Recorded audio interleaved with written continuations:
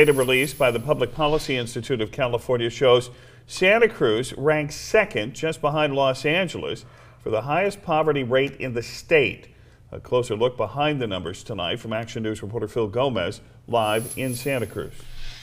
Dan, the PPIC study shows that the cost of living plays a significant role in why so many people in Santa Cruz County live at or near the poverty line. The report found that because housing costs are so high, there are a growing number of people suffering.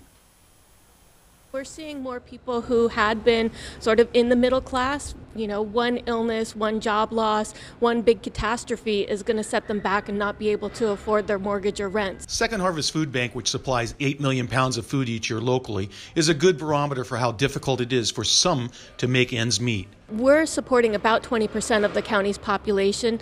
Surveys and other research suggest that about 33% of the county's population are in danger of food insecurity. Not all statistics on this are the same. The federal poverty rate, which does not take cost of living into account, shows the level has declined since 2015 from 15.3% to 14.3% today.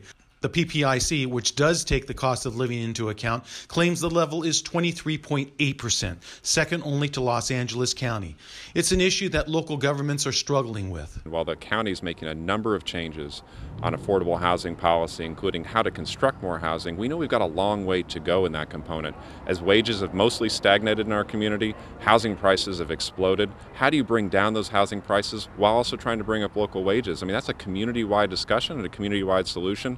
Latinos continue to have higher poverty rates, poverty making up 53% of poor Californians. The Community Action Group is working to change that. So helping people to renew their work permits, their green cards, to become U.S. citizens, and thereby increase their opportunities. A recent report shows that 25,000 of the workforce commute out of county every day so they can make ends meet, something the county and workforce development plan to address. We would love to provide businesses with the talent they need to be competitive and to stay here in Santa Cruz County, and we would like it to come from residents who live here.